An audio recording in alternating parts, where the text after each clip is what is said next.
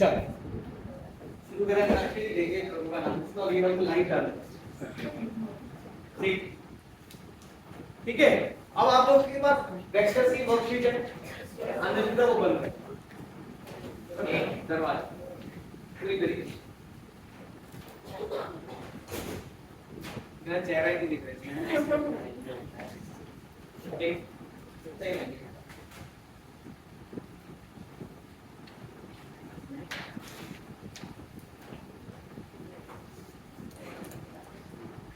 सबके पास वर्कशीट आई 11th वालों के लिए तुम्हें जान 9th और 10th वालों के लिए इसके क्लास है क्योंकि आप एडवांस कोर्स तो बेस कोर्स वाले बच्चों को नहीं है। अभी मेरे पास एक अर्नव का मैसेज भी था कि due to some work I am unable to come. तो ये क्लास एडवांस माइंडसेट के लिए due to any work it should not be unable to you have to able to come any work घर का work बाहर का work any work you have to able to अभी advance mindset otherwise basic courses चल रहे ना अपने यहाँ पे है उस ओरिएंटेशन कि तुम लोग का ये साइंस एकेडमी का पेपर है कल आए हो ना कितना होता है तुम लोग का नहीं है 11th वाला तो नहीं फिजिक्स का पेपर है। कई बार होता है कि हम बहाना मार देते हैं यार पापा नहीं लेकिन एक्चुअली पेपर होता है I know.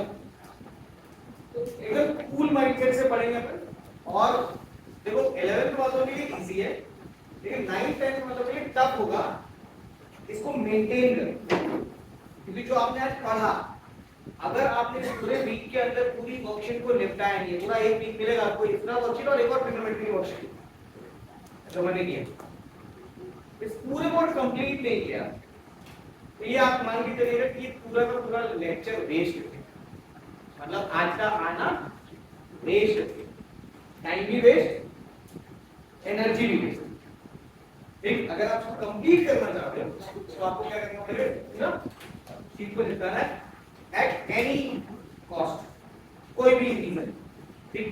So let's start with topic vector okay. ये अब बेसिक हम लोगों ने वेक्टर्स के बारे में थोड़ा थोड़ा जानकारी दिया होगा कि वेक्टर्स क्या है वेक्टर क्वांटिटी ठीक मैग्नीट्यूड के साथ डायरेक्शन और डायरेक्शन नहीं होगा फिक्स नहीं होगा डायरेक्शन होगा but it is not fix और क्या सीखा आपने खिचड़ी बनाई खिचड़ी वेक्टर्स ज्योमेट्री फॉलो करें।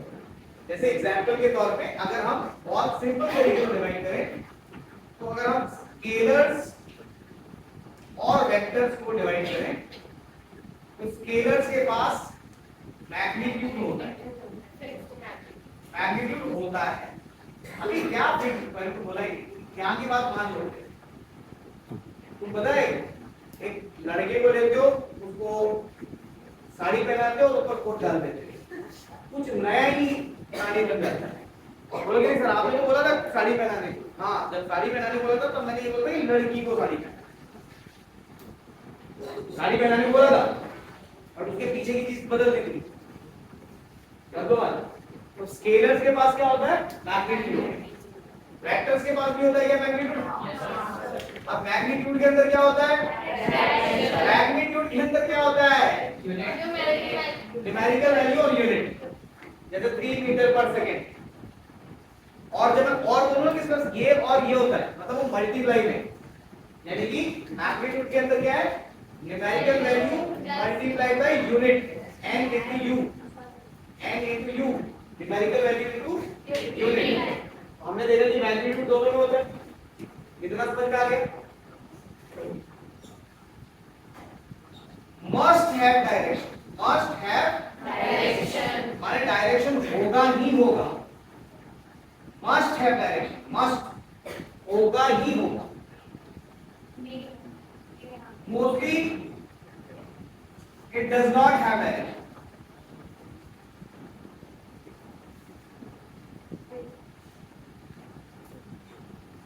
but it may have direction.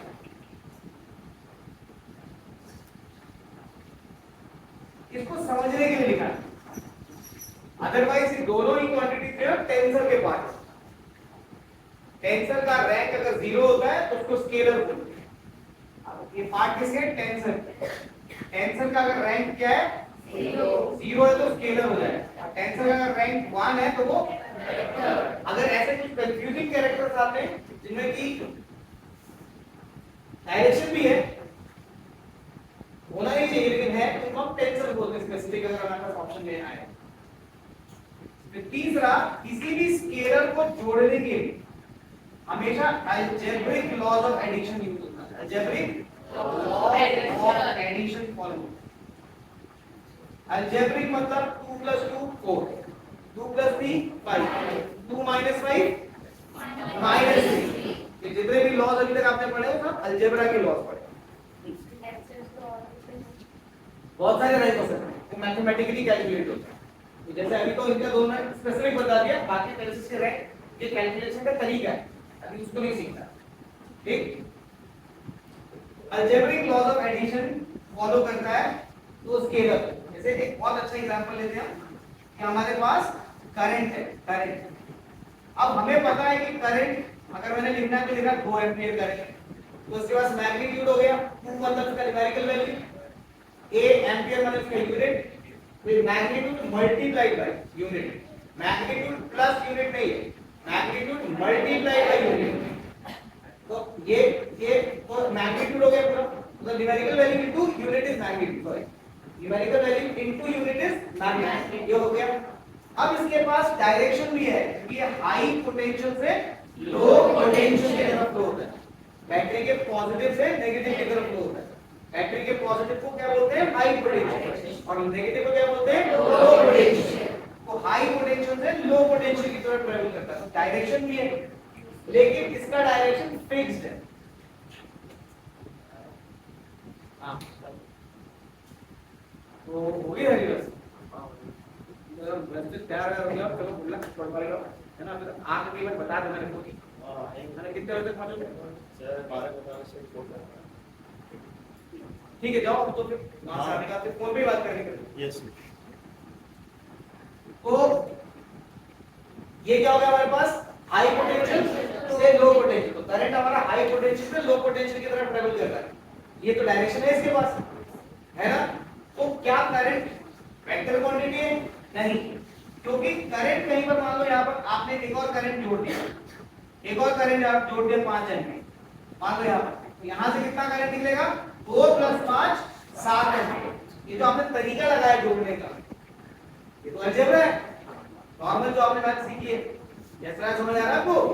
Normal math सीखी है, ये कौन से लॉज को फॉलो कर रहा है? अलजेब्रा लॉज को फॉलो कर रहा है। और अलजेब्रिक लॉज को ही स्केलर लॉज भी बोला जाता है, स्केलर लॉज भी बोला जाता है। तो करंट क्या हुआ वास्तव में? करंट वास्तव में स्केलर, करंट क्या हुआ? स्केलर। एक अच्छी बात समझ में आई कि अगर वे करंट तो हम सोचते हैं, तो हम कैसे सोचते हैं? रीड की हड्डी सीधी रखो, सब बच्चे रीड की हड्डी सीधी रखो, बोले तो मरो मत, मैंने ब्रेक दिया था आपको। आप बोलोगे तो मैं बीच में ब्रेक दूंगा आपको, एट अ कॉस्ट ऑफ कि वैन का टाइम चेक करूंगा आगे 1.5 मिनट। ठीक, तो यहाँ नहीं हो गया एकदम से। चलो तो फिर एकदम देखो, मेरी स्पीड बढ़ाने की बहुत हो जाएगी अगर मुझे पता लगने लग जाएगा कि मेरे बच्चों को पकड़ में आ रहा है, क्योंकि तुम्हारे पकड़ में नहीं आएगा तो मैं आगे नहीं बढ़ूंगा। और मैं क्या बोल रहा ना, बिल्कुल बेसिक पढ़ूंगा 9th क्लास। अगर 10th को आना ही चाहिए, 11th को आना ही पड़ेगा। तो एक जानकारी मिली कि करंट के पास डायरेक्शन होने के बावजूद भी ये क्या है? क्योंकि वो scalar laws of addition follow करता है। 100% क्लियर हो गया? ऐसे ही हमारे पास टाइम है कि भैया टाइम के पास भी पास्ट से फ्यूचर के पास, फ्यूचर की तरफ डायरेक्शन, फिर पास्ट से फ्यूचर की तरफ ट्रैवल करता है ना वो, तो उसके पास भी डायरेक्शन है, लेकिन फिर भी वो स्केलर है। वो भी फिर भी क्या है? वो स्केलर। समझ में आ रहा है? उसी प्रकार से जो करंट है, सॉरी प्रेशर, प्रेशर प्रेशर को अक्सर लोग बोलते हैं फोर्स अपॉन एरिया। क्या बोलते हैं? Force upon area. ऐसे हमको नहीं बोलना है, हमको बोलना है थ्रस्ट अपॉन एरिया। क्या बोलना है? Thrust upon area. और थ्रस्ट क्या होता है? वो एक फोर्स होता है जो कि परपेंडिकुलर फोर्स है। कौन सा फोर्स है? Perpendicular force. माने उस फोर्स का डायरेक्शन फिक्स है, माने उस फोर्स का डायरेक्शन फिक्स है। तो फोर्स वैसे तो वेक्टर क्वांटिटी होता है, लेकिन थ्रस्ट अगर हम देखें, थ्रस्ट अपॉन एरिया, अगर प्रेशर की बात करें, थ्रस्ट एक स्केलर क्वांटिटी है। तो टाइम भी स्केलर है, प्रेशर भी स्केलर है, करंट भी स्केलर है, ऑल्दो उनके पास डायरेक्शन हमें दिख रहा है। ऐसा लगा कि ये प्रेशर लगाया, अगर दबाव लगाया बोर्ड पे तो ऐसा दबाव लगाया, प्रेशर लगाया, but it is always perpendicular, but it is always perpendicular. ठीक है, ये जब जुड़ेंगे, जैसे अगर आपको प्रेशर जोड़ना हो, ये 5 पास्कल प्लस 10 पास्कल, प्रेशर का यूनिट होता है पास्कल, प्रेशर का यूनिट क्या होता है? पास्कल। तो अगर 5 पास्कल प्लस 10 पास्कल जोड़ोगे तो 15 पास्कल।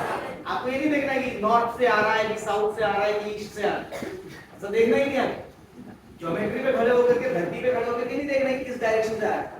लेकिन अगर आपको यहां देखना हो तो ये हमेशा geometric laws of addition follow करते हैं। ज्योमेट्रिक लॉज ऑफ एडिशन हमेशा, ज्योमेट्रिक लॉज को ये लोग प्यार से वेक्टर लॉज बोलते हैं।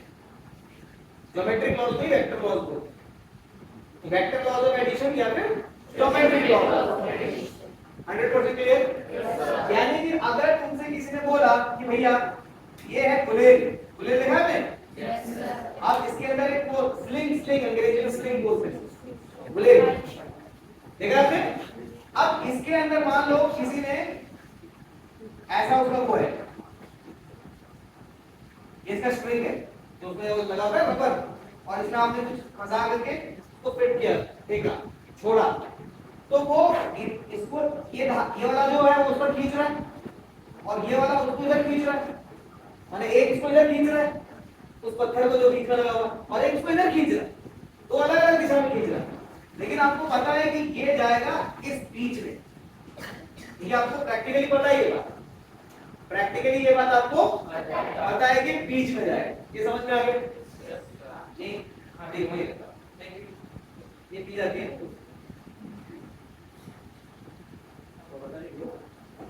तो ये आपको समझ में आया। तो अगर मैं बोलूं कि भैया यहाँ पर ये 2 न्यूटन फोर्स है और ये 2 न्यूटन फोर्स है, मान लो दोनों इक्वल अपोजिट है, तो क्या ये जो रिजल्ट आ रहा है वो 4 न्यूटन होगा? जरूरी नहीं, जरूरी नहीं। क्यों जरूरी नहीं है? क्योंकि मान लो कि एक इंसान यहां पर है और ये इधर खींच रहा है, और एक इंसान यहां पर ये इसको धक्का दे रहा है, यानी कि ये जो फोर्स लगा रहा है वो भी इधर लगा रहा है और ये जो फोर्स लगा रहा है इधर लगा रहा है। मान लो ये 2 न्यूटन का फोर्स लगा रहा है और ये 5 न्यूटन का फोर्स लगा रहा है, तो आप कहोगे कि सर ये लेफ्ट साइड में क्या बोलोगे? 7 न्यूटन का फोर्स लग रहा है नेट, ठीक बोलोगे। लेकिन इसी को अगर इसका दिमाग खराब हो जाए, इसका बोले मैं भी धक्का लगाऊंगा, बोला कि मैं भी धक्का लगाऊंगा, पता नहीं सर क्यों दिमाग खराब हो, ठीक है, और बोला नहीं अब तो मैं भी लगाऊंगा, लगता मैं तो लगा ही रहा हूं, तो एक धक्का लगाना चाहूंगा, लेकिन लगाऊंगा उधर। तो मान लो कि ये जो है वो यहां से 2 न्यूटन का धक्का लगा रहा है, इसकी क्षमता इतनी थी मान, और इसकी क्षमता थी 5 न्यूटन की लगाने, तो अब क्या कहोगे? नेट फोर्स किस तरफ लग रहा है? लेफ्ट में लग रहा है, नेट फोर्स लेफ्ट में लग रहा है, 3 न्यूटन का लग रहा है। तो इसको क्या किया आपने? इस 5 में से 2 को माइनस किया, क्यों कर दिया भैया? यहाँ पर तुमने नॉर्मली जो यहाँ तो ना जुड़ेगा ना यहाँ पर कम हो। ये जो कभी भी फोर्स की बात करोगे ये मैक्सिमम फोर्स होता है जब जुड़ जाए मैग्नीट्यूड, और ये मिनिमम फोर्स होता है जब घट जाए। ठीक, हम आगे सीखेंगे कि कभी अगर मान लो यहाँ पर एक फोर्स लग रहा है और यहाँ पर एक फोर्स लग रहा है, आपको समझ आएगा मैंने ट्रिग्नोमेट्री की पढ़ाई। अगर आपके यहाँ पर एक फोर्स लग रहा है और यहाँ पर एक फोर्स लग रहा है, मान लो एक फोर्स लग रहा है P और एक फोर्स लग रहा है Q, तो ये जो रिजल्टेंट फोर्स है वो इधर आएगा बीच में, रिजल्टेंट फोर्स इधर आएगा। अब ये जो रिजल्टेंट फोर्स है मान लो इनके बीच का एंगल थीटा था, कितना था? थीटा।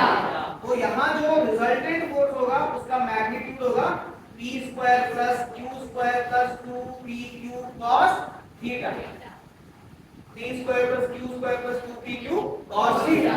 माने अगर मैं यहां पर पूछना चाहूं सर ये भी 2 न्यूटन लग रहा था, ये भी 2 न्यूटन लग रहा है, तो यहां पर रिजल्टेंट फोर्स कितना लगेगा?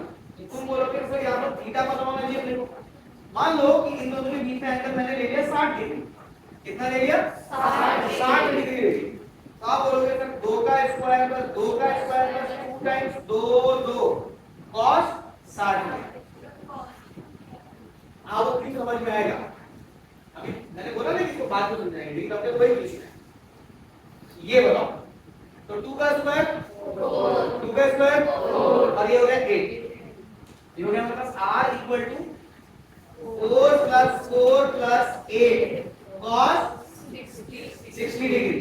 अच्छा क्या मैं इसको ऐसा लिखूं 8 4 प्लस 4 8 8 प्लस 8 16? अरे बेशक कोई जुड़ेगा क्या इसमें? Yes sir no sir. ये cos के साथ में ना cos 60 डिग्री कितना होता है 1/2। तो cos 60 1/2 होकर इसे कितना हो जाएगा 4 हो जाएगा। हो जाएगा ये कितनी बार 4 हो गया 3 बार। 3 बार 4 हो गया ना, इसको ले लो गया 2√3। 3 बार 4 को 2√3 क्यों लिखते हैं इधर? अरे भाई 3 बार 3 × 4 लिखा ना, अब 4 को स्क्वायर रूट से बाहर कर दिया 2 बन गया, तो 2√3 वाली नहीं हुआ। आंसर कितना आया 2√3 न्यूटन। कितना आ गया 2√3 न्यूटन। यानी कि अगर मुझे ऐसे फोर्स को जोड़ना होता तो क्या मैं बिना ज्योमेट्री के जोड़ सकता था? यानी कि ज्योमेट्री के बिना ये काम होगा ही नहीं। जिन क्वांटिटीज को जोड़ने के लिए ज्योमेट्रिकल लॉज का इस्तेमाल करना पड़े वो वेक्टर होंगे। आया हाँ समझ में आ गया। लेकिन करंट के पास डायरेक्शन होने के बावजूद हमने ये नहीं देखा कि भैया वो दोनों करंट के बीच में एंगल कितना था। हमने देखा क्या? हमने सोचा ही नहीं। हम पूछेंगे भी कि भैया कितना एंगल था, हम तो बोलेंगे तू आ रहा है क्या जा रहा है क्या, खाली इतना आगे दोनों मिल रहे हैं तो बात जुड़ के हो जाएगा, काम खत्म। सोच रहे ही नहीं भाई 2 घंटे प्लस 2 घंटे 4 घंटे ही हो रहे हैं। किसी ने पूछा कि 2 घंटे नॉर्थ की तरफ था या 2 घंटे साउथ की तरफ था, ये बता। आठ को जोड़ने के लिए कोई नहीं बोलेगा 2 घंटे माइनस आधा घंटा इज 1.5 घंटा। Also it is time and it has a direction. भाई पास्ट से फ्यूचर की तरफ फ्लो हो रहा है। इशू समझ आ रहा है? भेजे में उतर रही बात। गौतम भैया, तनिष्क भैया, एवरीवन 9th वाले सारे 10th वाले सारे सबके दिमाग में घुस रहा है ना? हां मेरे वालों के दिमाग में पूछूंगा नहीं घुस रहा है कि नहीं घुस रहा है। तुम्हारे दिमाग में घुसना चाहिए, ऑप्शन नहीं है। कितना होगा चक्कर समझना? ठीक पढ़ा रहा हूं मैडम? वो अपना वो रिव्यू चेंज कर लेना। तो ऐसा डिलीट नहीं करना है, चेंज करके ठीक करना है। गूगल पे रिव्यू मारते ना अच्छे अच्छे कंपनियां बड़ी, नहीं भी अच्छा पढ़ा दो तो भी अच्छा दिखना है। हाँ तो हमकी भी रिकॉर्ड होनी चाहिए ना। यहाँ तक की बात समझ जाए तो छोड़। अब इसको थोड़ा सा इधर घुमा कितना कटवाऊंगा मैं, तुम्हें क्या समझ में आता है? अब जब लाइव करूंगा तो मैं 2 कैमरा रखूंगा।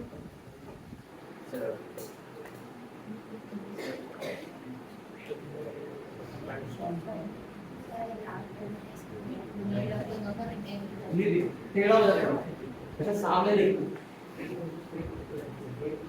ग्रेट।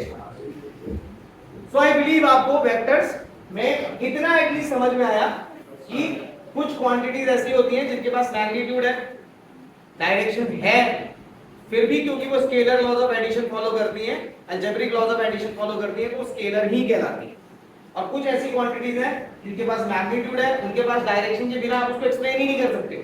डायरेक्शन के बिना एक्सप्लेन ही नहीं अगर कर सकते हो तो वो क्या कहलाएंगे? वो वेक्टर्स कहलाएंगे। आई होप इतना आपको समझ में आ गया। कुछ ऐसी भी क्वांटिटीज होती हैं जैसे कि एग्जांपल के तौर पे एरिया। कई बार एरिया बोल दिया और कई बार बोलेंगे एरिया वेक्टर। तो पूछा जाए कि भैया सरफेस एरिया स्केलर क्वांटिटी है वेक्टर क्वांटिटी है? तो ये दोनों कैटेगरी में आ जाता है। एरिया का मतलब होता है कि अगर मान लो मेरे पास ये रेक्टेंगुलर एरिया जमीन पर रखा हुआ है, मान लो इस रेक्टेंगल का लेंथ है 10 और ब्रेड्थ है 5 यूनिट्स, तो इसका जो एरिया होगा वो कितना हो जाएगा 50 स्क्वायर यूनिट। हो जाएगा क्या? और अगर कोई पूछेंगे भैया ये इसका वेक्टर किस तरफ है, तो एरिया वेक्टर हमेशा हम रिप्रेजेंट करते हैं perpendicular to the given area outward, perpendicular to the given area outward. यानी कि अगर यहाँ वाला इंसान देखे तो ऊपर की तरफ दिखेगा, और अगर नीचे से कोई इंसान देखेगा तो उसको नीचे की तरफ दिखेगा। जहां से देख रहा हूं उससे आउटवर्ड, यानी कि मान लो हथेली है, तो अगर मैं यहां से देख रहा हूं तो मैं कहूंगा इसका डायरेक्शन किस तरफ है, हमेशा रहेगा परपेंडिकुलर, लेकिन किस तरफ रहेगा। और जब मैं यहां से देखूंगा तो मैं कहूंगा कि इसका डायरेक्शन किस तरफ, परपेंडिकुलर रहेगा लेकिन इस तरफ। मेरी बात समझ में आई? यस और यस। ओके, नाउ तो एरिया में समझ में आएगा कि एरिया स्केलर और वेक्टर दोनों हो सकते हैं। Now let's look at the types of vector. Types of vector, vector के बहुत सारे टाइप्स हो सकते हैं, छोटे छोटे पढ़ेंगे हम। तो इससे पहले हम समझते हैं कि वेक्टर को रिप्रेजेंट कैसे करना है। Representing a vector, representing a vector. तो वेक्टर को रिप्रेजेंट करने का क्या तरीका है कि जैसे मान लो अगर मैंने लिखा ए वेक्टर, ए उसका मैग्नीट्यूड हो गया उसके सर पे, हाँ एक एरो लगा दिया तो वो वेक्टर है, ठीक है। ये दिखेगा कैसा, ये दिखेगा ऐसा। इसके पास एक होगी पूंछ, पूंछ ये डिसाइड करता है पॉइंट ऑफ एप्लीकेशन, कहां लगा है, कहां अप्लाई हुआ है।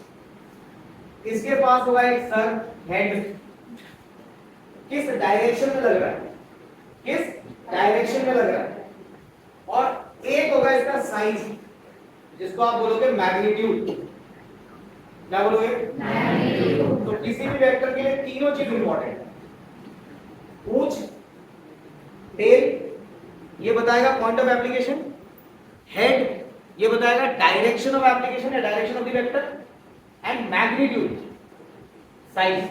तो 2 न्यूटन का, 5 न्यूटन का, 5 न्यूटन का, 10 न्यूटन का मैग्नीट्यूड उसके हिसाब से एडजस्ट हो।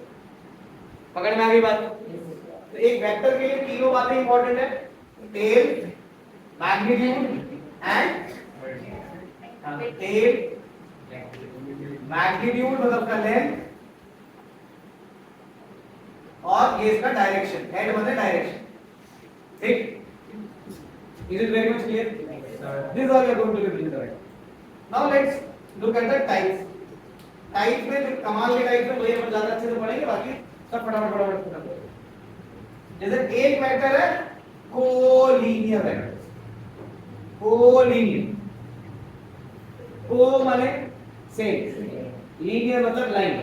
मेरे ख्याल से यहाँ पर सिंगल सिंगल आएगा, चेक कर लीजिए। कोलिनियर माने सेम लाइन।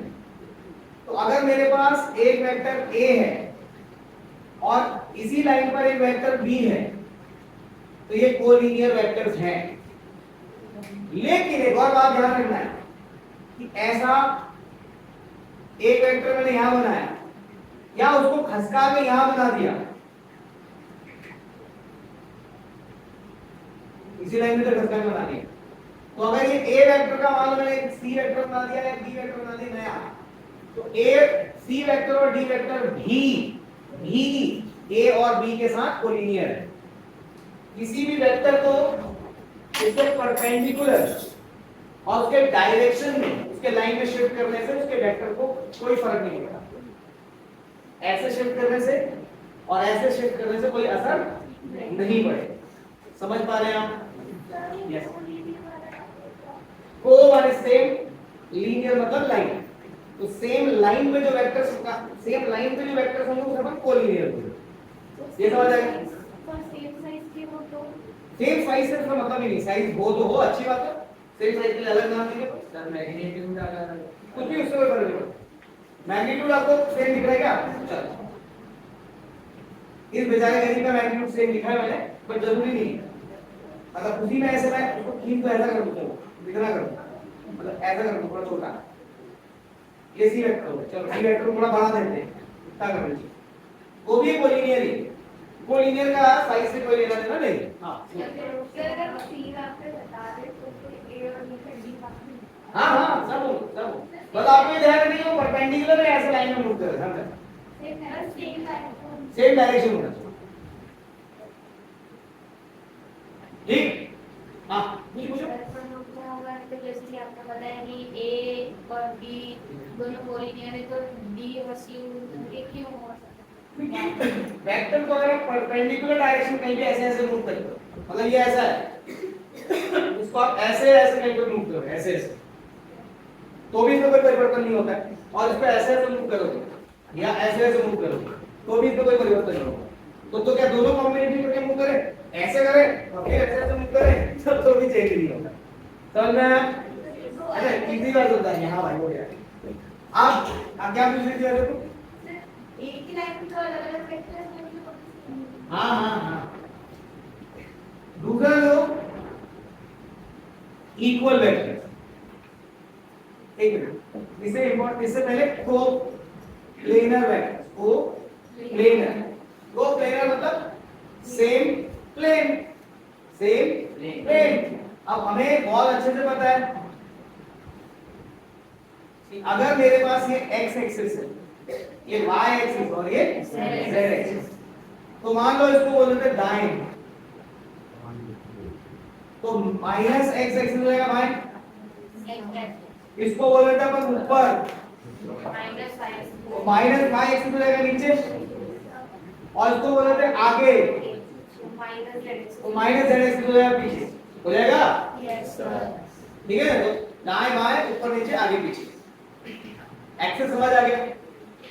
अब अगर अपन इस क्यूबॉइड के अंदर बैठे हुए हैं, तो ये जो ऊपर की तरफ लाइन जा रही है उसको आप y एक्सिस बोलो, ये वाली जो लाइन दिख रही है आप उसको x एक्सिस बोलो, और जो वो लाइन निकलती जा रही है उसको z एक्सिस बोलो। समझ आ रहा है? ऐसे ये कोना है नीचे वाला, है ना? ऐसे देखो, ऐसे इधर में कोना, तो ये हो गया y, ये हो गया z और ये हो गया x। किसी भी दो एक्सिस से मिलकर एक बनता है प्लेन, दो एक्सिस से मिलकर बनता है प्लेन। इतना दिखाई नहीं इसके अंदर, कोई बात नहीं, मैं तो भी चेक कर रहा हूं। समझ में आ रहा है? तो ये वाला जो प्लेन है, ये वाली जो दीवार है, ये हो जाएगी y z प्लेन, उसमें y है और z है, तो ये कौन सा प्लेन हो गया? इस प्लेन के पैरेलल जितनी भी दीवारें होंगी सब y z प्लेन। ऐसी ऐसी जितनी भी दीवार खड़ी कर दो YZ प्लेन के, दिखने लग गया आपको? दिख रहा है? फर्श कौन सा वाला प्लेन है? X Z या ZX, कुछ भी बोलो, XZ बोलो या ZX। तो फर्श और छत XZ या ZX। आगे समझ में? ये वाला जो बोर्ड है वो कौन से प्लेन में? YX, XY या Y। तो कोप्लेनर का मतलब है कि या तो इस प्लेन में कोई वेक्टर्स हो, या तो इस प्लेन में कोई वेक्टर्स हो, या तो इस प्लेन में कोई वेक्टर। तो ये रहा ये वाला प्लेन, ये प्लेन दिख रहा है आपको? ये कौन सा प्लेन हुआ आपका? XY plane. अब ये वाला कौन सा प्लेन हुआ आपका? YZ plane. और ये वाला कौन सा प्लेन हुआ आपका? ZX plane. सबको दिखने लग गई? अब अगर इस दीवार पे एक छिपकली चल रही है और आपके पैरों के नीचे सांप, देखो नीचे, तो देख तो लो, अरे चल थोड़ी नहीं कि देख लो फोकट। तो उस सांप का डिस्प्लेसमेंट वेक्टर और इस छिपकली का डिस्प्लेसमेंट वेक्टर कोप्लेनर नहीं होंगे, सेम प्लेन में नहीं है वो दोनों वेक्टर्स। लेकिन ये छिपकली एक कीड़े को खाना चाहती है और वो कीड़ा चल रहा है, उड़ नहीं रहा है, उड़ने वाला होगा तो काम अलग हो जाए, उड़ रहा है तो सॉरी चल रहा है इसी प्लेन पे वो, और छिपकली धीरे धीरे आगे बढ़ रही है। तो छिपकली का डिस्प्लेसमेंट वेक्टर और कीड़े का डिस्प्लेसमेंट वेक्टर सेम प्लेन में है तो कोप्लेनर हो जाएगा, या उनका वेलोसिटी वेक्टर सेम प्लेन में है तो कोप्लेनर हो जाएगा, एक्सेलरेशन वेक्टर सेम प्लेन में है तो कोप्लेनर हो जाएगा। सर सेम जरूरी है क्या? नहीं नहीं, एक का डिस्प्लेसमेंट दूसरे का वेलोसिटी वेक्टर भी अगर सेम प्लेन में तो कोप्लेनर बोलो उसको। उसमें ये जरूरी नहीं कि डायमेंशन भी सेम होना चाहिए कि गधा गधा सेम गधा गधा सेम। वेलोसिटी वेक्टर को डिस्प्लेसमेंट वेक्टर के साथ भी कंपेयर कर सकते हो। यहाँ जोर से बोलो तो भी कोप्लेनर हो जाएगा। मतलब कोप्लेनर में सेम प्लेन होना जरूरी है, इसमें मैग्नीट्यूड का कोई लेना देना, इसमें डायमेंशन का कोई लेना देना। आपको जो नहीं बोल रहे उसको आपने नहीं माना। डायरेक्शन का भी कोई लेना देना नहीं। अगर मान लो झिपकली यहां चल रही है किसी प्लेन में और वो कीड़ा नीचे में चल रहा है ऐसे, वो भी कोप्लेनर होगा ना, प्लेन सेम होना चाहिए। डायरेक्शन की बात कहां करी? I hope it is extremely clear. Sumit भैया यस, चलिए कोप्लेनर तो क्लियर हो। उसके बाद तीसरा, ऐसी लाइट की थी और लाइट चली गई। तीसरा इक्वल वेक्टर्स। इक्वल वेक्टर्स क्या होते हैं? जिनका मैग्नीट्यूड और डायरेक्शन दोनों सेम, जिनका मैग्नीट्यूड और डायरेक्शन ठीक। तो अगर ये वेक्टर A है और ये वेक्टर B है, इनका मैग्नीट्यूड यानी कि लेंथ और डायरेक्शन सेम है, तो आप बोलोगे कि vector A is equal to vector B। समझ में आया? चौथा, ऑपोजिट वेक्टर्स या कभी कभी नेगेटिव वेक्टर्स बोलते हैं। नेगेटिव वेक्टर्स या ऑपोजिट वेक्टर्स, दो वेक्टर जिनका मैग्नीट्यूड सेम हो लेकिन डायरेक्शन एग्जैक्ट उल्टा हो 180 डिग्री का। एक वेक्टर ये है और एक वेक्टर ये है पर इसका एरो इस तरफ है उल्टा, तो मैग्नीट्यूड दोनों का सेम है और डायरेक्शन ऑपोजिट है। डायरेक्शन ऑपोजिट है ठीक। मैग्नीट्यूड किसी भी वेक्टर का लिखना होगा तो दो तरीके से लिखेंगे, मैं आपको बताता हूं। किसी भी वेक्टर का मैग्नीट्यूड लिखना है तो ऐसा लिखो, वेक्टर A का magnitude is equal to magnitude of vector B, या आसान भाषा में A इक्वल टू B लिखो, ये भी मैग्नीट्यूड कहलाता है। वेक्टर लगा के ऐसे मॉड्यूलस नहीं लगाओ, मॉड्यूलस बोलते हैं इसको, तो भी मैग्नीट्यूड है, या वेक्टर भी मत लगाओ और मॉड्यूलस भी मत लगाओ, सिर्फ A इक्वल टू B लिख दो तो भी मैग्नीट्यूड है। मैग्नीट्यूड लिखने का समझ में आया तरीका? आया तरीका समझ में? ओके। इसका क्या मतलब हुआ? इसका मतलब ये हुआ कि अगर मेरे पास एक वेक्टर A है और एक वेक्टर B है, ये वाले, तो ये दोनों एक दूसरे के कैसे हैं? नेगेटिव है, ऑपोजिट है। तो अगर ऑपोजिट वेक्टर्स को जोड़ा, ऑपोजिट वेक्टर्स को जोड़ा तो क्या आएगा? आप लिखोगे क्योंकि वेक्टर A जो है वो नेगेटिव ऑफ वेक्टर B है, तो यहाँ पर A को रिप्लेस करोगे आप नेगेटिव ऑफ वेक्टर B से प्लस वेक्टर B आया। हम भाई A वेक्टर को क्या लिखोगे आप? नेगेटिव ऑफ वेक्टर B, तो आंसर क्या आएगा? इसको जीरो नहीं बोलेंगे। अभिषेक मेरी जान, अभी क्या नाम है तुम्हारा? आयुष।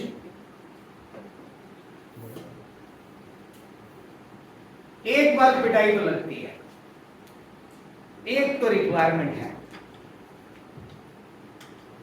कुछ है अपने अंदर में जो शांत नहीं हो रहा है।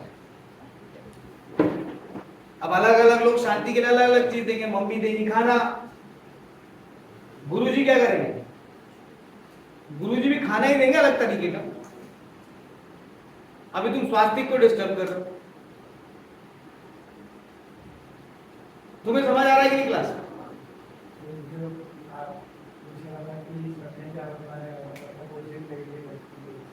मुझसे पूछो ना यार, पूछो क्या पूछ रहे हो, जोर से पूछो। अब ये नहीं पता ना क्या पूछना है? इतना ही ना? हाँ, तो अगर दो वेक्टर्स का मैग्नीट्यूड सेम है और डायरेक्शन ऑपोजिट है, उनको ऑपोजिट वेक्टर्स बोलेंगे या नेगेटिव वेक्टर्स बोलेंगे। वेक्टर के मैग्नीट्यूड को लिखने का ये तरीका है, या तो ऐसे लिखो या तो ऐसे लिखो। तो यहां पर हमें ये बताना चाहिए कि वेक्टर का मैग्नीट्यूड सेम है और डायरेक्शन उल्टा है, तो इनको हम ऐसे लिखेंगे कि मैग्नीट्यूड सेम और डायरेक्शन वेक्टर लगा के नेगेटिव लगाया। ये एक दूसरे से पैरेलल होगा तभी। डायरेक्शन सेम का मतलब ही पैरेलल है। जैसे कोलिनियर वेक्टर्स में मैंने इनको भी क्या लिया? सेम लाइन, और इनको भी सेम लाइन। ये पैरेलल नहीं दिख रहे, मतलब इनके बीच में एंगल 0 डिग्री है। इनके बीच में एंगल कितना है? 0 डिग्री है। क्या आप लोग ध्यान से एक बात सीखेंगे? आप चलिए पहले तो यहाँ की बात की तुमने डिस्टर्ब कर दी भाई, आपस में बात नहीं करना है, मजा नहीं आएगा। ठीक पढ़ा रहा हूँ? अगर ठीक पढ़ा रहा हूँ तो उसको कंज्यूम करो, ये मिलेगा नहीं भाई बाहर। अभी तुम्हारे जैसे विद्यार्थी घर में आराम कर रहे होंगे, गारंटी है, संडे मना रहे हैं, तो तुम उनसे बेहतर हो ना यार। तो इसको अब आए हो ना कुछ सेक्रीफाइस करके, तो इसको यूज करो। और तुमको अगर मैं डांटूंगा 1 मिनट डांटा तो 40 से गुणा करना, उतना क्लास का मिनट वेस्ट हो रहा है। ये दूसरी बार डांटा है, अब ये बार दौड़ाऊंगा नंगा करके पीछे पीछे दौड़ा दूंगा मैं। Vector A plus vector B अगर ऑपोजिट है और इनको अगर आप जोड़ते हो तो क्या करोगे, वेक्टर ए को नेगेटिव वेक्टर बी से रिप्लेस करोगे और इनको जोड़ोगे तो कैंसिल आउट होंगे, तो आंसर क्या देंगे, इसको हम बोलेंगे नल वेक्टर। ये भी एक वेक्टर ही है, ये भी एक वेक्टर ही है। ऑल्दो किसी जीरो मैग्नीट्यूड का अगर कोई चीज होगा, जीरो मैग्नीट्यूड का कोई चीज होगा तो उसका डायरेक्शन नहीं बता पाएंगे ना। जीरो मैग्नीट्यूड का मतलब क्या है, ये जो मैग्नीट्यूड होता है उसका लेंथ जीरो हो गया, अब उसका डायरेक्शन कैसे बताओ, नहीं बता सकते। बट ये रेफरेंस के लिए बताया जाता है कि भैया अगर तुमसे पूछा कि एक खेत में 4 गधे हैं, चारों गधे बाहर निकल गए तो खेत में कितने बचे, क्या गधे, बताना पड़ेगा ना। तो दो ऑपोजिट वेक्टर्स को जोड़ोगे तो क्या आएगा, जीरो वेक्टर, गधे नहीं वेक्टर, जीरो वेक्टर। तो उसको प्यार से लोग क्या नाम दे देंगे, नल वेक्टर। क्या नाम दे देंगे, हाँ या हाँ, अच्छे से समझ में आ रहा है, ठीक। यहां तक की बात अच्छे समझ में आई। Now let's look at a very interesting concept, कुछ ज्यादा ही इंटरेस्टिंग कांसेप्ट सीखो अभी आप। उसको हम बोलेंगे position vector. Position vector, position vector को रिप्रेजेंट करने के लिए ये बहुत जरूरी है कि हमें पता हो कि ओरिजिन कहां है, ठीक। तो let's take a very simple example.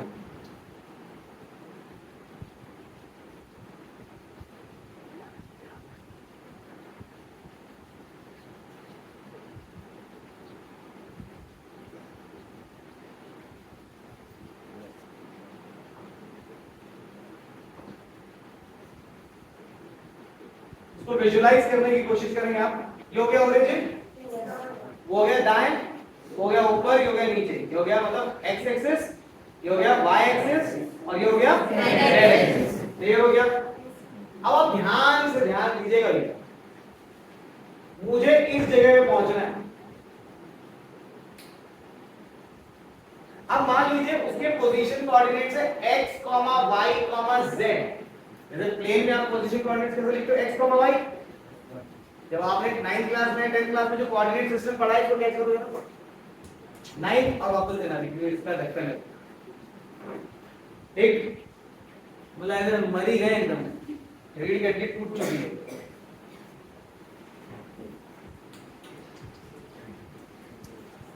क्या डाइव मारूं मैं, किसके पास गया, आइए रही अगले।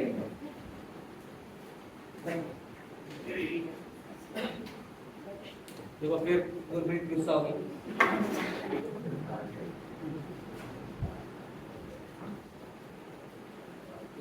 ख्याल रखूंगा फिर चिंता मत।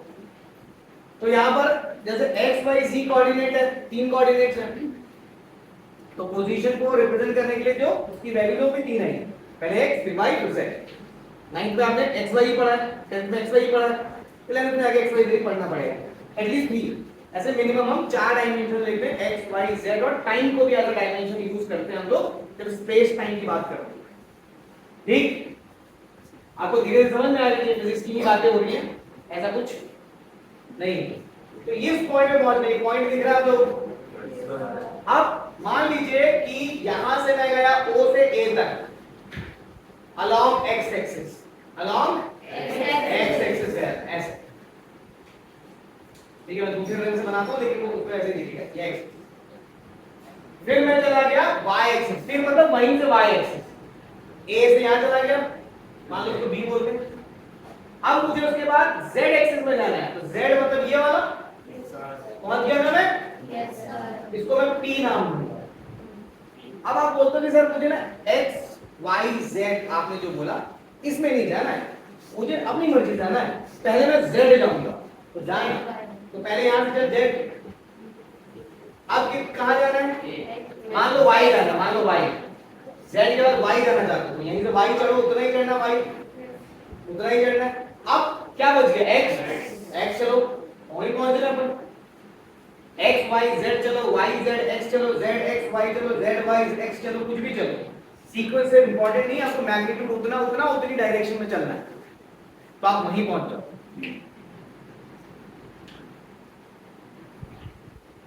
उतर रहा दिमाग में।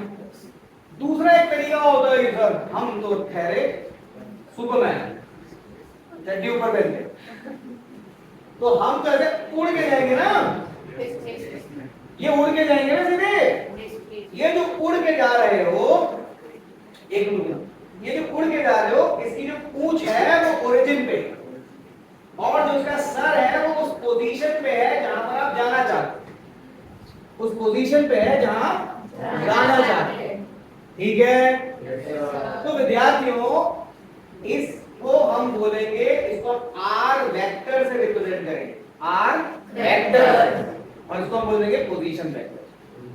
तो पोजीशन वेक्टर क्या है, एक ऐसा वेक्टर जिसकी पूंछ ओरिजिन पे है और सर कहां पे है, उस पोजीशन पे, उस किस पोजीशन को रिप्रेजेंट करना है, जैसे यहां पर इस पोजीशन को रिप्रेजेंट करना है, ये ओरिजिन हो गया, तो ये पोजीशन वेक्टर है। एक इसमें से कुछ समझ आ गया आपको। अब अगर मान लो मुझे इसी 3 डायमेंशन में बात कर रहा हूं मैं, अगर मान लो मेरे पास यहां पर एक पोजीशन है P x1, y1, z1, और एक नया पोजीशन है Q x2, y2, z2, इसके पोजीशन कोऑर्डिनेट्स अलग अलग है। तो तुम बोलोगे कि सर ठीक है ना, बड़ा सिंपल है, यहां से उड़ के हम यहां तक गए तो ये OP जो है वो r1 हो गया पोजीशन वेक्टर, और अगर मैं यहां से यहां तक उड़ के गया तो ये r2 पोजीशन वेक्टर हो गया Q का। भाई मेरे को ओरिजिन से वापस जा, इसमें तो कोई तकलीफ ही नहीं। कहां पे जो पोजीशन है वो जिस प्लेन का उससे के एरर लेके उसमें आता है। हाँ, लेकिन अभी अपन रेफरेंस ओरिजिन के हिसाब से देखें, अभी हम ओरिजिन के हिसाब से देख रहे हैं, जैसे कि मैं यहां से खड़े होकर के देख रहा हूं कि तू दिल्ली पे है, अब देखो दिल्ली से बॉम्बे जा रहा है, मैं देख रहा हूं कि तू दिल्ली है और तुझे दिल्ली से बॉम्बे जाना है, तो पहले मैं तुझे अपनी जगह से दिल्ली में देखूंगा, फिर मैं देखूंगा कि तुझे यहां से बॉम्बे जाना है, तब मैं देखूंगा कि तू इस रास्ते से जाएगा, हाँ या हाँ। तो मैं देख रहा हूं ना, मैं ऑब्जर्वर हूं, ऑब्जर्वर कहां पे खड़ा है, ओरिजिन पे खड़ा है, ऑब्जर्वर देख रहा है। लेकिन अगर तू बोलता है कि नहीं सर मैं तो अपने हिसाब से देख रहा हूं, मैं तो दिल्ली में खड़ा हूं, मुझे बॉम्बे जाना है, और मैं तो क्या लहराता हुआ जाऊंगा यार, मैं ठीक है तू जा लहराता हुआ, हमें तो लहराने से मतलब नहीं है, हमें तो डिस्प्लेसमेंट से मतलब है, लहरा लहरा के जो जाएगा तू, जिस रास्ते से तू जाएगा उस रास्ते की लंबाई को हम क्या बोल देंगे, डिस्टेंस, हमें पता है। लेकिन अगर हमें यहां से यहां जाना होगा, यानी कि तू दिल्ली से बॉम्बे जाएगा सीधे, तो तू जिस रास्ते से जा रहा है उस रास्ते को मैं डेल्टा आर बोलूंगा, उसको वेक्टर बोलूंगा, उसको बोलूंगा डिस्प्लेसमेंट वेक्टर, क्या बोलूंगा, डिस्प्लेसमेंट वेक्टर। ध्यान देना है कि डिस्प्लेसमेंट वेक्टर का जो पूंछ है वो इनिशियल पोजीशन पे है और सर जो है वो फाइनल पोजीशन पे। तो डेल्टा आर वेक्टर का मतलब हुआ final position vector minus initial position vector, final position vector minus initial position vector. और भाई का डायरेक्शन किधर है, इनिशियल टू माइनस, समझ में आ रहा है? यस इतनी बात पकड़ में आई, हाँ या हाँ? Yes sir. एक इंटरेस्टिंग चीज अपन समझते हैं जो कि सबसे ज्यादा मिस्टेक होती है, इसको हम बोलेंगे यूनिट वेक्टर। क्या बोलेंगे भैया? Unit vector. अभी यूनिट वेक्टर में यूनिट शब्द का क्या मतलब है? कभी भी यूनिट का मतलब क्या है? 1। यूनिट का मतलब क्या है? हमेशा। तो यूनिट वेक्टर का मतलब है एक ऐसा वेक्टर जिसका मैग्नीट्यूड 1 हो, माने न्यूमेरिकल वैल्यू 1 हो, मैग्नीट्यूड नहीं, उसकी न्यूमेरिकल वैल्यू 1 हो, ठीक है, और डायरेक्शन हो उसके पास, मतलब मैग्नीट्यूड ही 1 है, उसका यूनिट भी कैंसिल हो जाता है। जैसे एग्जांपल के तौर पे अगर मैंने तुम्हारे नाक पे फोर्स लगाया, तुम अपने नाक देखो, जिसकी नाक अच्छी उसकी नाक फूटने वाली, लीड करके सीधी नाक को देखो। मान लो कि जैसे तुम खड़े हो वैसे बैठे हो, हमेशा याद रखो जैसे भी जिस तरफ हो तुम, तुम्हारे सामने हमेशा होता है नॉर्थ। कहाँ होता है? नॉर्थ। राइट में होता है ईस्ट। अबे नॉर्थ इधर है तो पीछे होगा ना साउथ। इधर नॉर्थ है, इधर क्या है? ईस्ट। इधर क्या है? पीछे क्या है? ऊपर क्या है?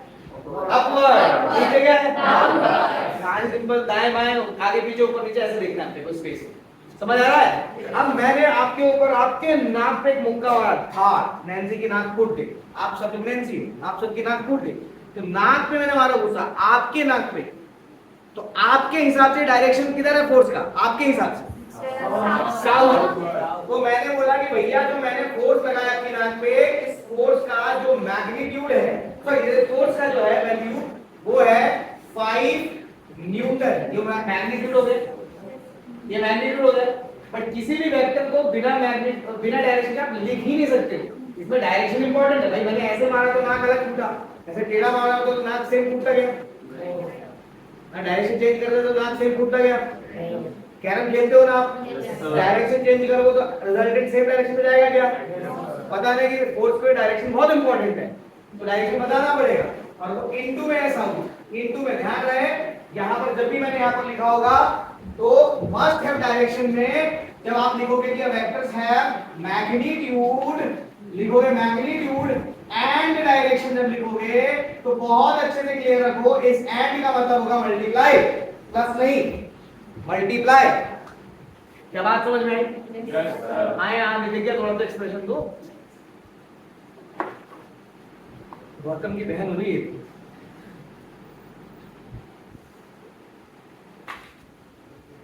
पुराने जमाने के भूत ऐसे होता है, एक्सप्रेशनलेस।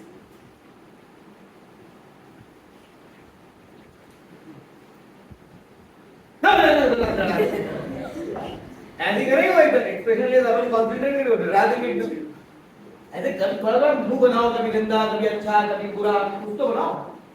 तो फोर्स कितना हो गया? 5 न्यूटन साउथ। आया हाँ? 5 न्यूटन साउथ। आया हाँ? अब अगर मैंने इसका मैग्नीट्यूड निकालना है, मैग्नीट्यूड, तो मैग्नीट्यूड होगा 5 न्यूटन, मैग्नीट्यूड होगा 5 न्यूटन। अब अगर मैं यहां पर किसी फोर्स को उसके मैग्नीट्यूड से डिवाइड कर देता हूं, यानी कि 5 न्यूटन साउथ को अगर मैं 5 न्यूटन से डिवाइड कर देता हूं तो जो आंसर आएगा उसमें 1 आएगा, न्यूटन में गया, आंसर आएगा साउथ। तो ये क्या रिप्रेजेंट कर रहा है? डायरेक्शन। ये क्या रिप्रेजेंट कर रहा है? डायरेक्शन। इसको हम बोलेंगे एफ कैप। क्या बोलेंगे? F cap. एफ कैप क्या बोलेंगे? F cap. कभी कभी लोग हैट भी बोलते हैं, लेकिन आप कैप बोलते हैं, कैप बोलते हैं। कैप दिख रहा है कैसा बन रहा है? यही है आपका यूनिट वेक्टर। तो अगर कोई पूछेगा यूनिट वेक्टर को कैसे रिप्रेजेंट किया जाता है, तो यूनिट वेक्टर को हमेशा रिप्रेजेंट किया जाता है कैप, इसके ऊपर कैप लगा देना है। ठीक, क्लियर है आपको? तो यूनिट वेक्टर करता क्या है भाई? यूनिट वेक्टर का मैग्नीट्यूड होता है 1 और डायरेक्शन शो करने के लिए इसका इस्तेमाल किया जाता है। किसके यूज किया जाता है? डायरेक्शन शो करने के लिए। बेहतरीन। तो यहां पर हमने स्पेसिफिक कुछ यूनिट वेक्टर्स बनाए हुए हैं। I dot cap, I cap जो है वो x डायरेक्शन को रिप्रेजेंट करता है, J कैप जो है वो y डायरेक्शन को रिप्रेजेंट करता है, और K कैप जो है वो z डायरेक्शन को रिप्रेजेंट करता है। बोलो हाँ या हाँ? और किसी भी सरफेस के परपेंडिकुलर को बनाना है तो n कैप नॉर्मल, n माने नॉर्मल। नॉर्मल अंग्रेजी में नॉर्मल का मतलब, फिजिक्स की भाषा में नॉर्मल का मतलब परपेंडिकुलर। ये नहीं हाँ नॉर्मली, नॉर्मली मतलब परपेंडिकुलरली, नॉर्मली मतलब परपेंडिकुलरली। बोला कि भैया this force is acting normally on this wall. अच्छा नॉर्मली लग रहा है क्या? तो चोट नहीं लगेगी, क्यों नहीं? नॉर्मल लग रहा है, परपेंडिकुलर लग रहा है। नॉर्मल लग रहा है मतलब परपेंडिकुलर लग रहा है, यानी कि what do you mean by thrust? Normal force. कौन सा फोर्स? Normal force. समझ आ रहा है? Yes sir. नाइस। सो मैंने आपको बता दिया कि unit vector x y z के डायरेक्शन कैसे रिप्रेजेंट होता है। Now let's look at this again. इस वाली जगह पे वापस देखो, इस वाली जगह। तो मुझे अगर r वेक्टर बताना हो, r वेक्टर, तो r वेक्टर को रिप्रेजेंट करने के लिए बोलना पड़ेगा कि भैया पहले मैं जाऊंगा x along x एक्सिस, फिर मैं जाऊंगा y along y एक्सिस, फिर मैं जाऊंगा z along z एक्सिस, और सब जुड़ रहा है, सब जुड़ रहा है। तो मैं लिखूंगा r vector is x along x axis plus y along y axis plus z along z axis। क्या आपको एक पोजीशन वेक्टर रिप्रेजेंट करना समझ में आया? तो अगर मुझसे यहाँ पे कोई पूछे कि भैया r1 वेक्टर को क्या लिखोगे, तो मैं बोलूंगा r1 वेक्टर का मतलब है x1i plus y1j plus z1k cap. R2 vector को क्या लिखोगे, मैं लिखूंगा x2i y2j plus z2k। तो डेल्टा आर वेक्टर क्या लिखोगे, तो डेल्टा आर वेक्टर लिखूंगा मैं दिस माइनस दिस। ध्यान रहे गधे में से गधा, घोड़े में से घोड़ा और खच्चर में से खच्चर माइनस करने का है। आई डायरेक्शन वाली चीज आई डायरेक्शन में से माइनस होगी। तो अगर मैं लिखूं ऐसा क्या होगा, x2 minus x1 बचेगा आई डायरेक्शन में, प्लस y2 minus y1 बचेगा j डायरेक्शन y डायरेक्शन, और वैसे ही z2 minus z1 k direction. Yes और yes? Yes sir. Got it? Yes sir. Interesting है। नाउ इसमें आप मुझे एक बात बताओ, एक एग्जांपल देते हो, एक एग्जांपल। मान लीजिए कि जो p है position coordinate, initial position coordinate जो है वो दे देगा -3, -4, -7, और जो फाइनल पोजीशन कोऑर्डिनेट है वो दे देगा 2, 1, 0, ऐसा दे रखा है। तुमसे पूछा है कि भैया r1 वेक्टर निकालो, मैं बोल दूंगा -3i plus 4j plus 7k। समझ आया क्या? रीजन लिखा है xyz। बोला कि r2 वेक्टर निकालो, तो बोलूंगा भाई 2i plus 1j plus 0k। अब बोलेंगे डेल्टा r वेक्टर निकालो, तो मैं बोलूंगा दिस माइनस दिस, तो 2 minus -3 -3। अब 2 minus of minus is plus 5। 2 minus minus, तो माइनस माइनस भी तो प्लस नहीं होगा ना, तो 2 प्लस 3 कितना हुआ? 2 प्लस 3 कितना हुआ? 5i 1 minus 4 -3, यहाँ कुछ नहीं है, मतलब 0 के है। 0 minus 7 गलती हुआ गया, चांस ही नहीं बनता गलती होने का, चांस ही नहीं बनता गलती होने का। मेरी बात समझ आएगा आपको? यस और यस। अब अगर मुझे निकालना है कि किसी भी वेक्टर का, इस तरह के वेक्टर की वो निकालनी, क्या कहते हैं,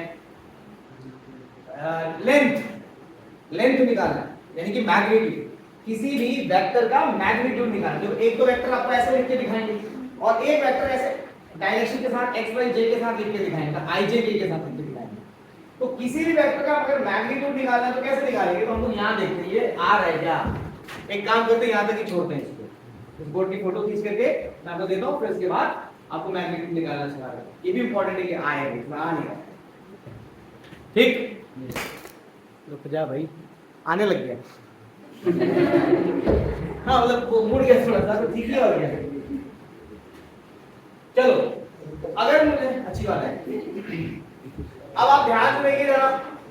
पहले सिंपल 9th क्लास की विद्यार्थी रीड करके सीधी करें और चेहरे पे मुस्कान बनाए रखे, मतलब अंदर दर्द हो रहा है, सुसु बॉडी सब लग गई हो आपको, लेकिन फिर भी आप ध्यान रखिए मान लीजिए बच्चों कि यहाँ पर आपके पास एक पॉइंट है पी एक्स कॉमा वाई, ये एक्स डायरेक्शन है और ये वाई डायरेक्शन है।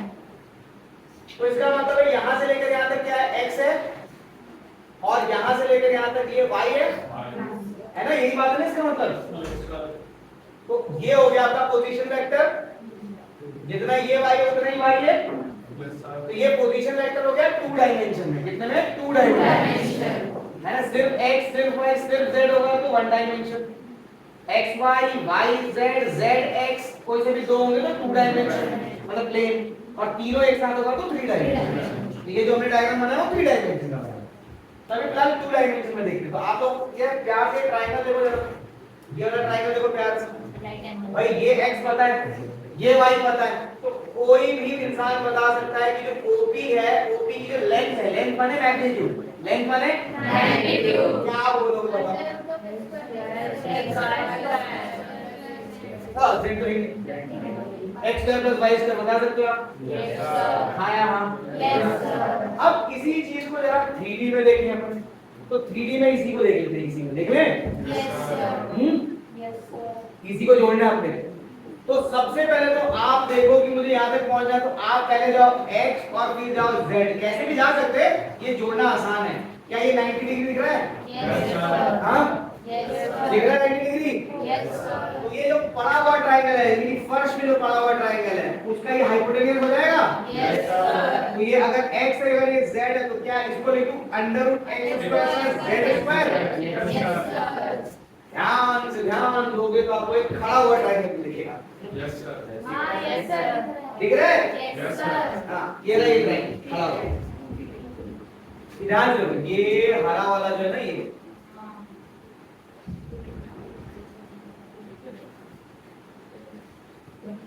5 महीने आगे निकल गया तो अपने दोस्त को 5 महीने कंपेयर करना, बोलना जाते चल पूछ लेना, तो देखो परेशान किया ना मैंने, तो सुना। ये आपको एक राइट एंगल ट्रायंगल दिख रहा है, ये देखो ध्यान से, ये यस सर। दिख रहा है? Yes sir. ये ऐसा ऐसा हरा ट्रायंगल दिख रहा है आपको? यस तो सर। इसका बेस है √x² + z² और इसका परपेंडिकुलर है y, ये y है, ये सारे y है, तो ये कितना है? y, और ये कितना? तो ये कितना आएगा? ये वाला, ये आएगा इसका स्क्वायर प्लस इसका स्क्वायर, तो इसका स्क्वायर करूं तो रूट हट जाएगा, तो आएगा √ऑफ इसका स्क्वायर x² + z² प्लस इसका स्क्वायर, ये y का स्क्वायर। समझ में आया? उसको अरेंज कर दो। तो अगर आपका कभी भी कोई भी वेक्टर अगर आपका x y z हो, उसका पोजीशन कोऑर्डिनेट, तो इसका जो लेंथ होगा, लेंथ वो होगा √, लेंथ कितना होगा? √x² + y² + z²। समझ में आया क्या? अब लोग पूछे यहाँ पर, बताओ भैया R1 का मैग्नीट्यूड निकाल के बताओ। हम बोल देंगे R1 का जो मैग्नीट्यूड है उसको ऐसे लिख देंगे या फिर हम ऐसे लिख देंगे। इसका आंसर होगा √ऑफ I का कोएफिशिएंट x होगा, तो -3 का स्क्वायर। अरे हाँ या हाँ बोलो ना। Yes sir. आई लेते क्या 4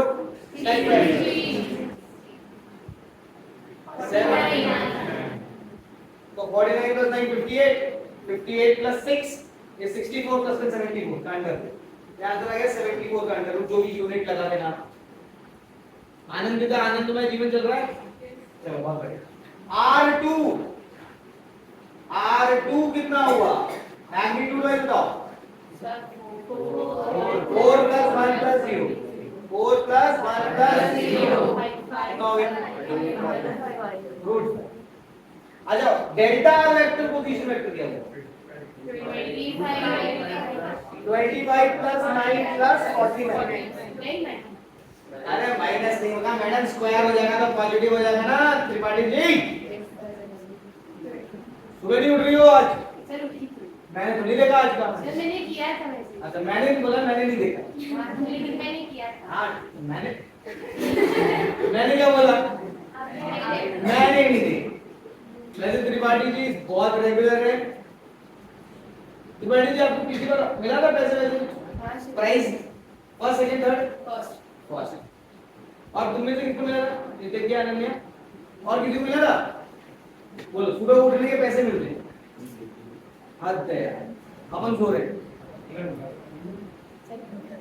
11th वाले लज्जा वज्जा तो नहीं आ रही किसी को कि हमें एनडीए जाना है एनडीए 10 बजे उठेंगे एनडीए जाएंगे। अरे बेशर्मो 5 का स्क्वायर -3 का स्क्वायर और -7 का स्क्वायर जो 49 + 9 58 58 बोला 60 60 से 25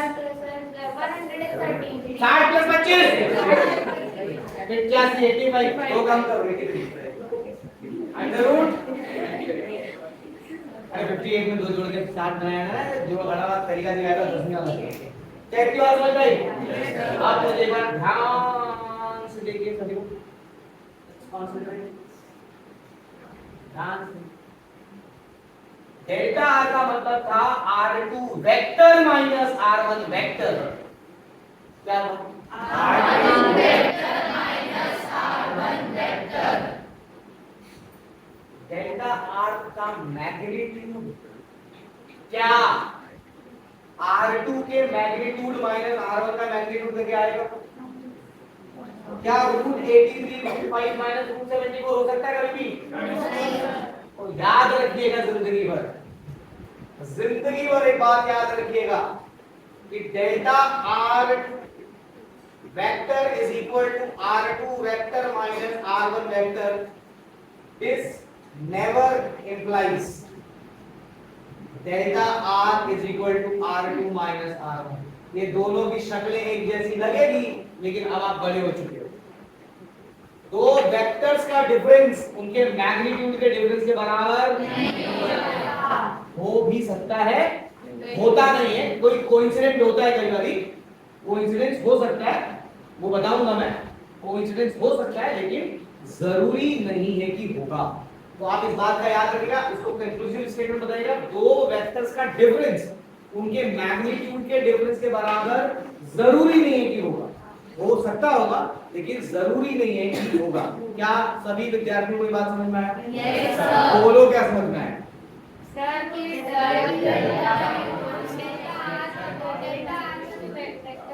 तो मेरी बात सुन लो पहले और ऐसे कैसा चिपका दो वेक्टर्स का डिफरेंस तो उनके मैग्नीट्यूड के डिफरेंस के बराबर नहीं हो सकता दो वेक्टर अच्छा इसका मतलब ऐसा सर इसका हिंदी में पढ़ के बताओ इसका हिंदी बताओ दो वेक्टर एक minute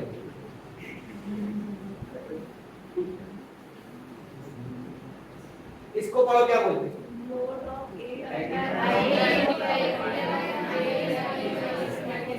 magnitude of a vector minus magnitude of b vector इसको पढ़ो a vector minus B vector इसको पढ़ो ए वेक्टर नहीं वापस वापस magnitude of vector A minus vector b magnitude of vector a vector minus B vector भी बोल सकते हो या vector A minus vector magnitude of A minus magnitude of a और इक्वल होगा नहीं होगा वो छोड़ दो लेकिन इसका मतलब अलग अलग है सबका magnitude of A minus magnitude of B ये है वेक्टर ए माइनस वेक्टर बी इसका आंसर है magnitude of vector minus B vector या A vector minus B vector का मैग्नीट्यूड इसका आंसर हमेशा नंबर आएगा इसका आंसर नंबर इनटू डायरेक्शन आएगा क्योंकि ये वेक्टर का माइनस वेक्टर ही आएगा इसमें डायरेक्शन आएगा ये वेक्टर का माइनस करके मैग्नीट्यूड निकाला तो ये भी आंसर क्या आएगा नंबर आएगा थोड़ी सी दोस्ती वेक्टर के साथ थोड़ी सी ज्यादा नहीं थोड़ी सी भी दोस्ती you will take a break of next 5 minutes what is the time